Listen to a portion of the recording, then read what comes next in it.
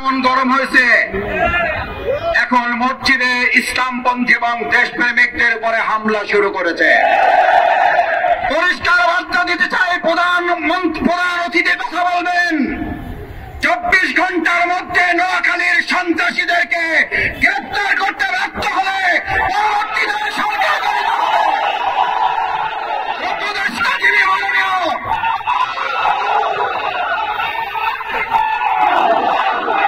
যিনি স্বরাষ্ট্র উপদেষ্টা আছেন, যদি আপনারা মনে করেন দলকানা প্রশাসন হবেন, দলকানা প্রশাসন মানবে না জনগণ। দলকানা প্রশাসনের চরিত্র কি এবং তাদের পরিণতি কি? 2024 সালের জুলাই আগস্টে শুধুমাত্র শেখ হাসিনার বিরুদ্ধে লড়াই হয় নাই, লড়াই হয়েছিল দলকানা প্রশাসনের বিরুদ্ধেও।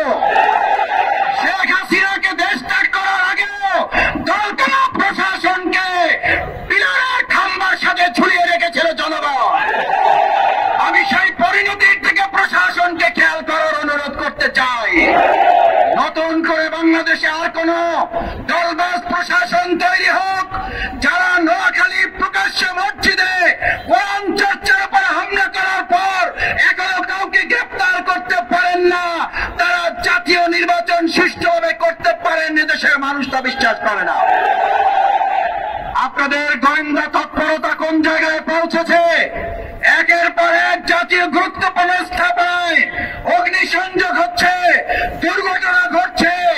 আমরা মনে করি বর্তমান সময়ে যারা আর নির্বাচনে ভালো ফল করতে পারবেন না বলে হতাশ হয়ে পড়েছেন, তারা সহ ফ্যাসিস্টদের কিছু প্রশাসনের অংশের সম্মিলিত তৎপরতায় এই কার্যক্রম হতে পারে বলে দেশবাসী মনে করে।